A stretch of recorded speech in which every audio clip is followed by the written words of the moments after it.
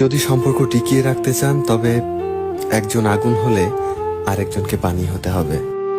একজন হুটহাট করে রেগে গেলে আরেকজনকে ঠান্ডা মাথায় তার রাগ ভাঙাতে হবে। কারণ সবশেষে সেই মানুষটা তো শুধু আপনার সব থেকে কাছের মানুষ, তাই না? আসলে একটা সম্পর্ক তখনই পূর্ণতা পায় যখন দুটো মানুষের মাঝে বোঝাপড়া ঠিক থাকে, দুজন মানুষ দুজনের খারাপ ভালো দিকগুলোকে মেনে নেয়। আজকাল হুটহাট রাগারাগিতে অনেক সম্পর্ক খুব সহজেই নষ্ট হয়ে যায়। একটা সম্পর্ক তখনই দীর্ঘজীবী থাকে যখন সম্পর্কে দুটো মানুষের সিচুয়েশনগুলো বোঝার চেষ্টা করে। যে সম্পর্কে দুটো মানুষ একসাথে রাগারাগি করে তবে একটা সময়ের পরে সে সম্পর্ক ঠিকই নষ্ট হয়ে যায়, যেটা হাজার চাইলেও আর কোনোদিন ঠিক হয় না।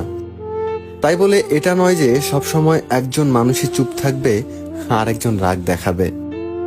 সম্পর্কে কখনো কখনো আপনার অপর দিকের মানুষটার জন্য আপনাকেও নত হতে শিখতে হবে, কারণ সবশেষে সেই মানুষটা আপনার কাছে দরকার। যে সম্পর্কে দুটো মানুষ একে অপরকে বোঝে, তার ভালো খারাপ সময়গুলোতে পাশে থাকে, তার অভিমান এবং তার ভালোবাসার মানে বোঝে, সে সম্পর্কে ভালোবাসা থাকুক কিংবা না থাকুক, তবে সে সম্পর্কটা টিকে থাকবে সারা জীবন। একে অপরের ভালোবাসা হয়ে, একে অপরের ভরসা হয়ে, এভাবেই একটা ভালো সম্পর্ক পূর্ণতা পায়।